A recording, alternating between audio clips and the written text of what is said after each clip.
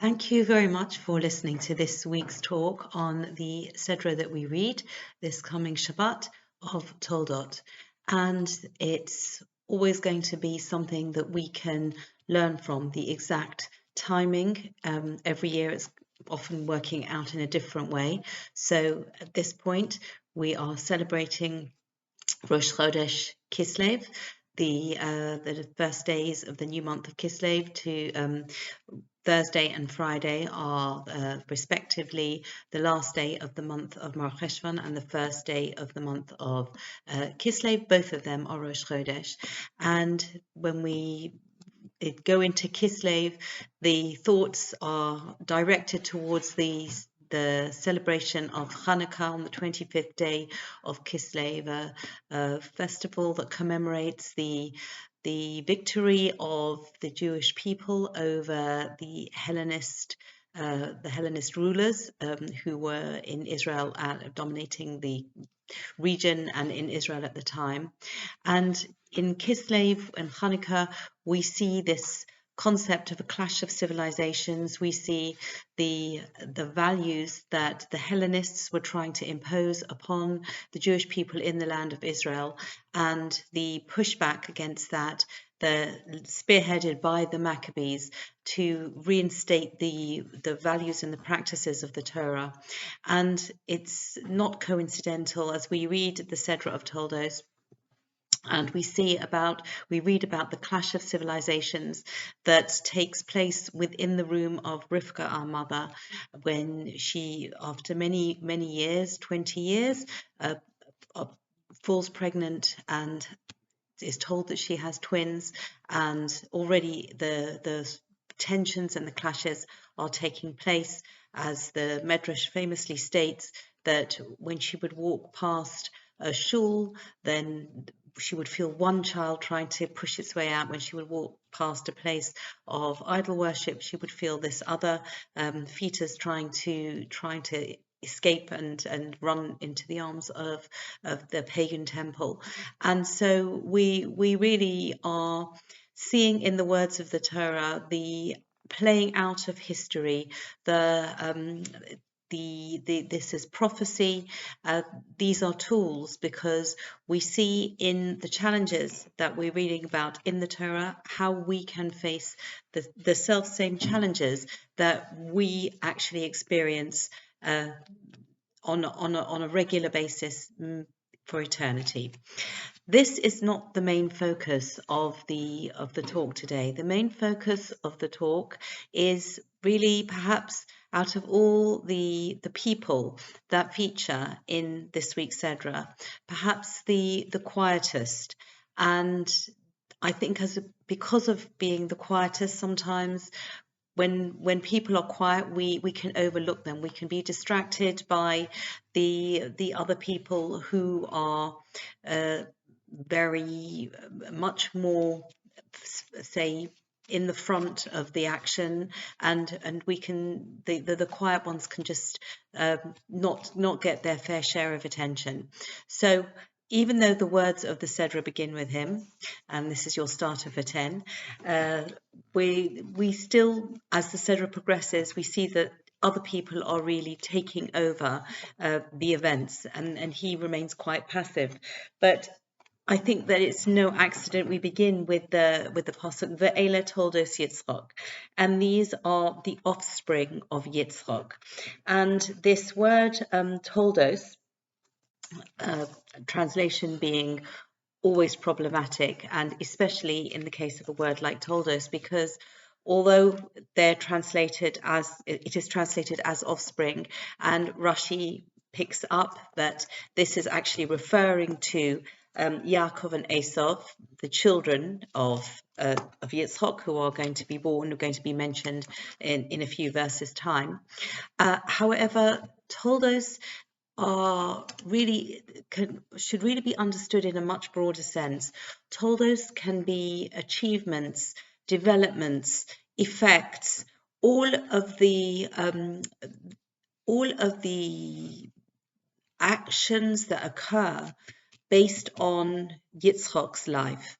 And I think that to really try to understand Yitzchak, based on the words of the Torah, which tell us so much in terms of what they say and also what they don't say.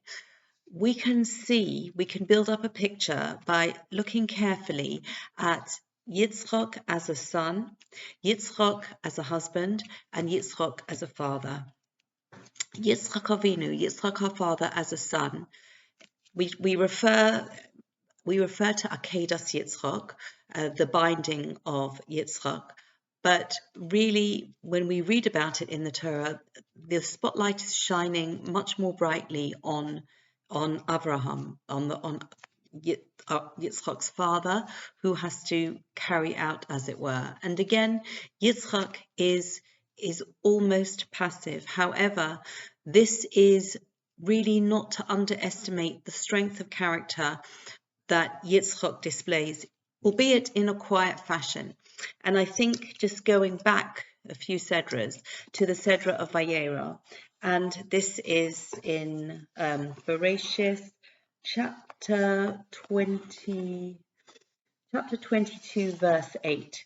So we are well into the Akedah, in as much as Abraham and Yitzchak and the two lads are going on this journey.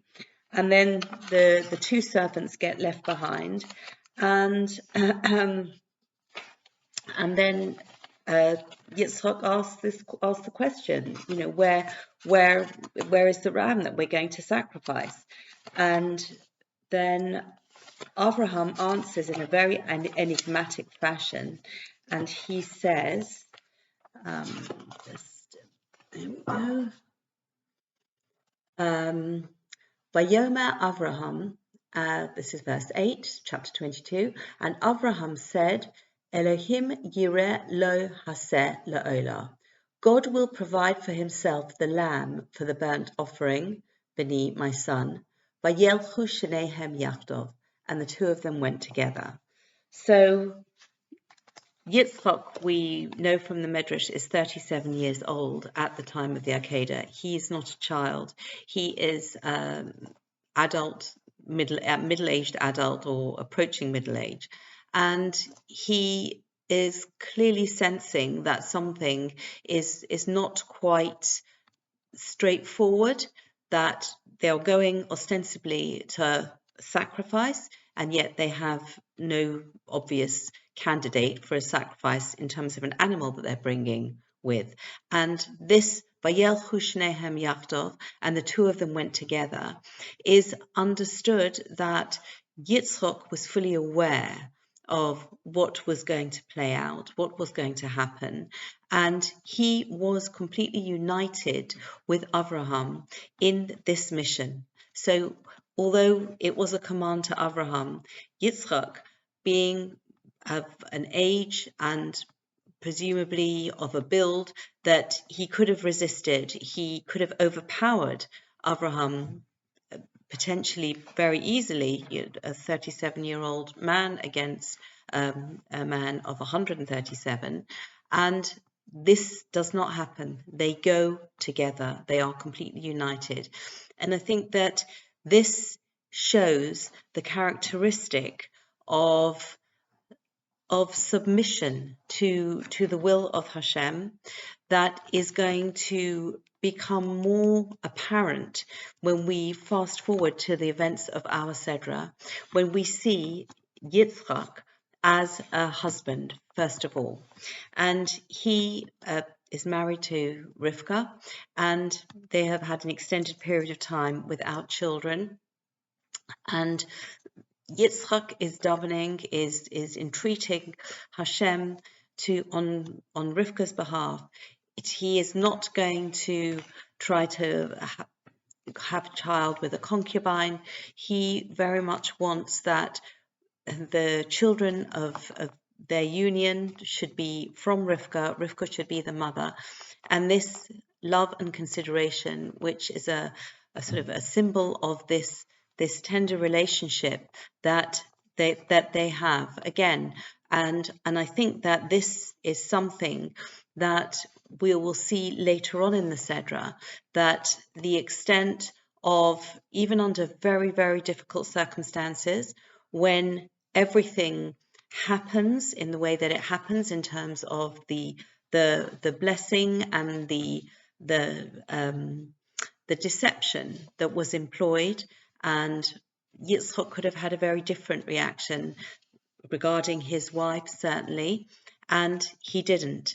And this is something that speaks about this very special relationship that they had, and the respect and the care that was shown, and the efforts that were made. So this is how we are building up this picture, this man, in terms of seeing the kind of husband that the Torah portrays in the words of our Sedra. And then I think, obviously, with the birth of their children, with the birth of the twins Yaakov and Esav and Yaakov, there we see Yitzchak as a father. And famously, the words of the Torah point to a special relationship, a special love that Yitzchak has for Esav. And the Torah actually even furnishes us with a reason. And the Torah says, all right, just this is chapter 25, verse 28. Vayehav Yitzchak es Esav kitzayid befiv. And Yitzchak loved Esav because his mouth, he provided his mouth with game. So again, this is understood that Esav, being a hunter, would bring back the special delicacies that his father would enjoy. And there is a lot of discussion about how Yitzchak could have been duped into believing in Esav, believing in the sort of the supposed righteousness of Esav, that he should have wanted to bless Esav in the first place. And we've talked before about how the actual words of the Torah are relatively neutral regarding Esav, and the picture of a very wicked individual is really built up by the rabbinic literature as it looks for clues in the texts, or the medrash, how this actually fleshes out the picture of Esav. And I think that we perhaps get used to a way of thinking about Yitzchak, Esav, Yitzchak, Yaakov, as I'm focusing on Yitzchak as a father figure, and sort of for the moment not consider giving the spotlight to Rivka. And it is something that is, I think that perhaps as one gets older, one realizes that there are shades, there are possibilities that perhaps we never really considered before. And this is perhaps the Torah's way of always making us go deeper into the reasons why things happen, why people behave in a certain way, not just writing them off and saying, this one's a tzaddik, this one's a rasha.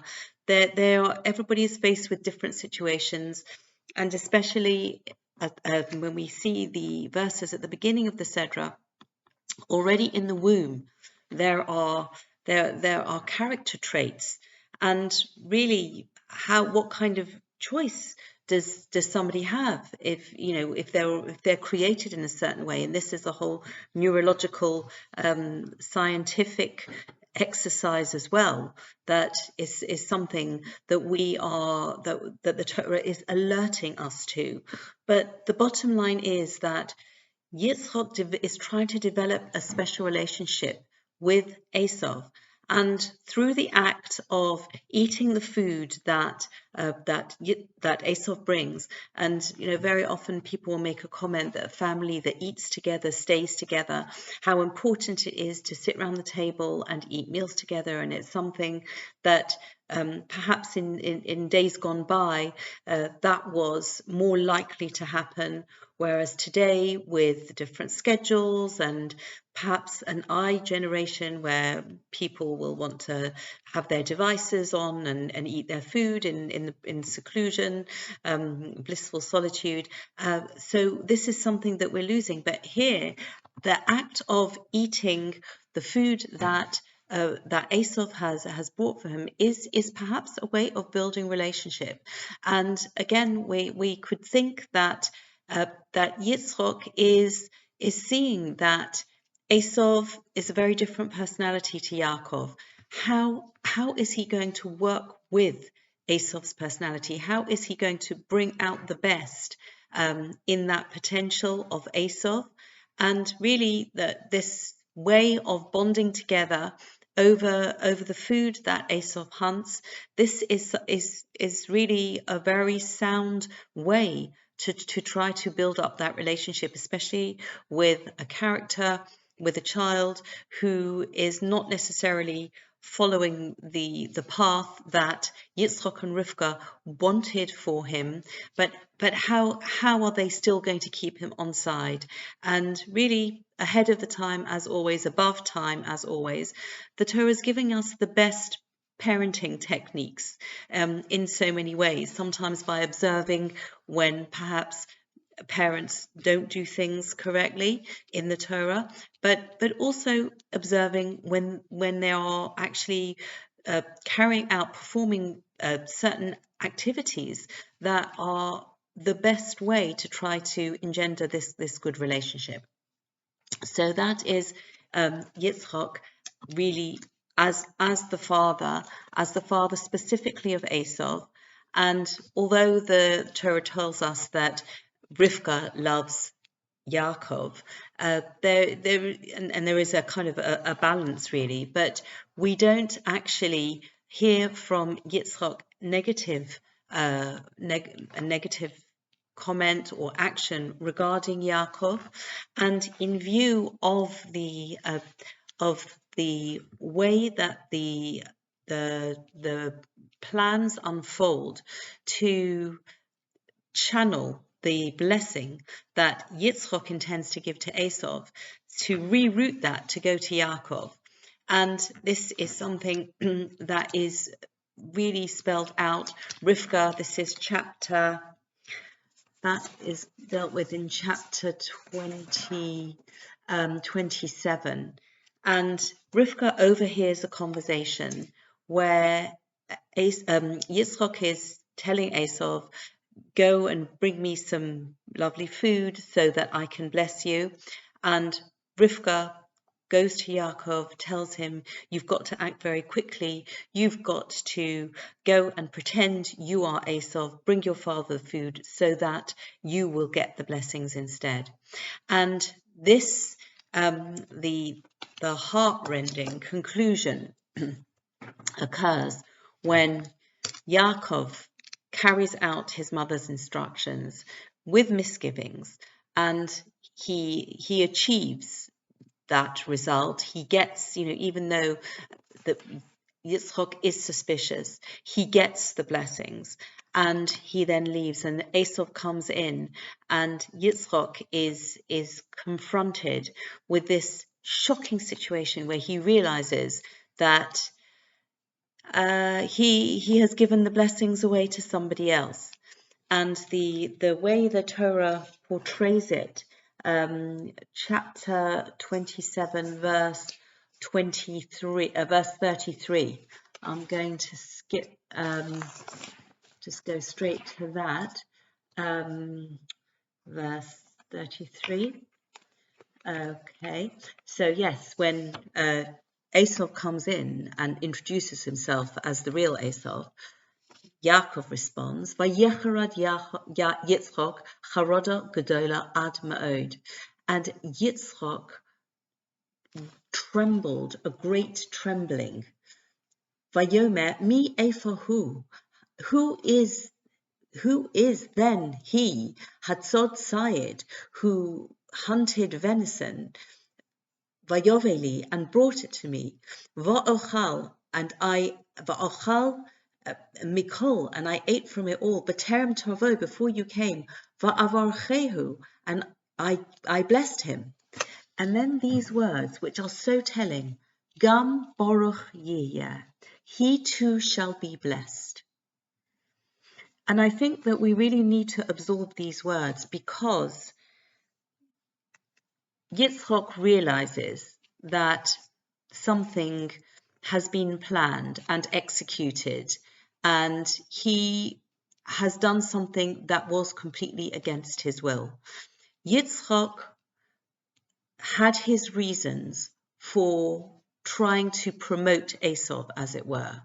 Yitzchak had a plan to give these blessings to Esau, acting on his instinct, acting on his experience. And when it comes to it, when he sees that exactly how perhaps he suspects, perhaps he has other ideas about how it happens, the Torah is silent on that, but he just accepts it with these words, Gam Baruch Yeh. He could have had a completely different reaction. He could have perhaps putting two and two together, perhaps knowing Rivka's preference for Yaakov and knowing what his suspicions were.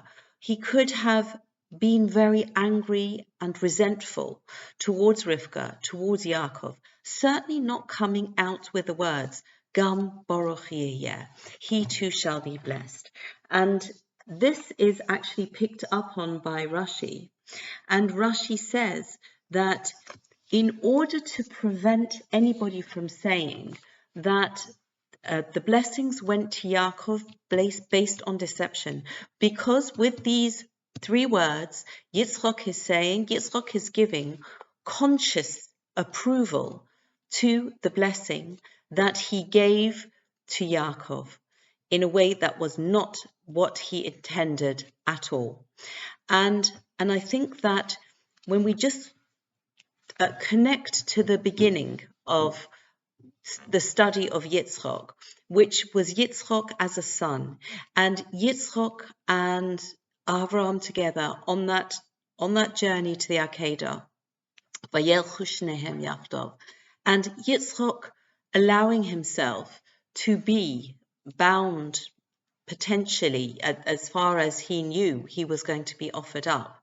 And this is something that he was able to, as it were, to take aside his personal desires, his personal reactions, and channel everything in the service of Hashem.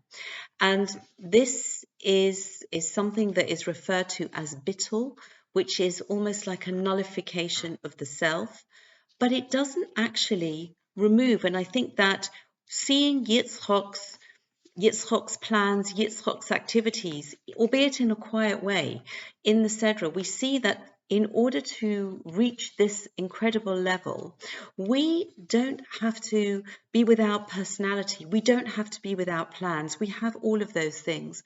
But it is just looking at events as they happen. And when they don't go according to what I want, then I accept it as Hashem's plan and I put aside my ego. And I think that Yitzchak is the prime example and a shining light in how he does this. And two things to connect with this way of thinking, that when we say in our prayer before Rosh Chodesh on Shabbos in Shul, and we ask Hashem we have various requests, and we ask Hashem sheyimale mishalos libeinu latova, that he should fulfill our requests for the good, because we have requests, we are asking for certain things, and we actually don't really know what is for our benefit. And sometimes things that we go through, they really feel that everything is against us. This can't possibly be good for me.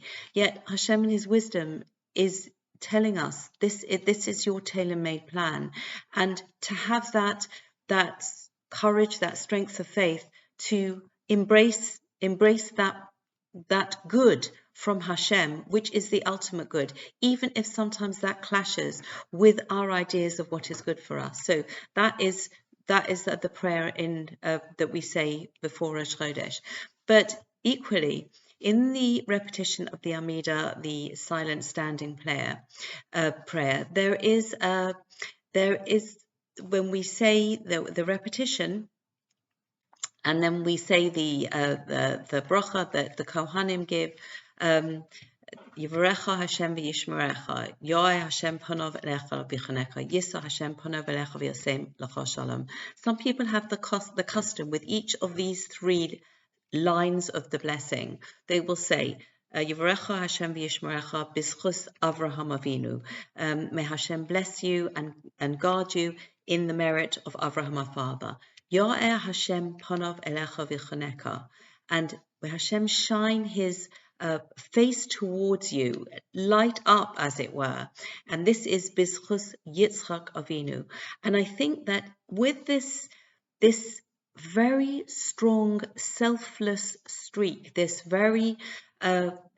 ability to really accept the divine decree under extreme circumstances, this is Yitzchak as the trailblazer.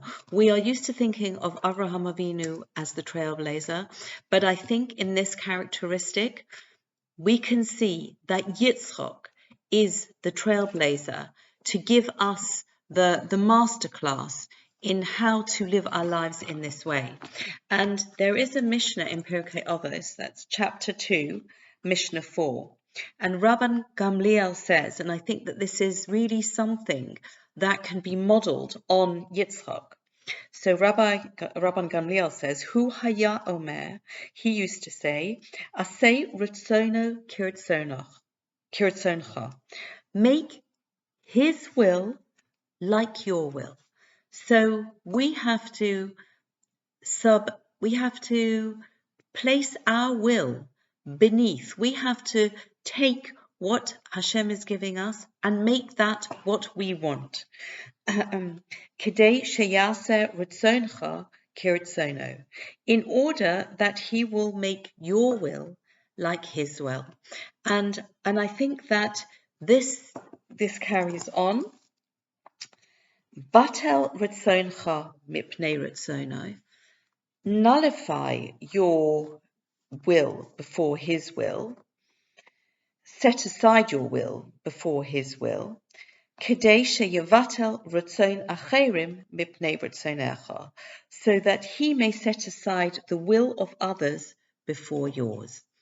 And I think that using Yitzchak as that shining light of example, as the consummate teacher of how it is possible to, without sacrificing our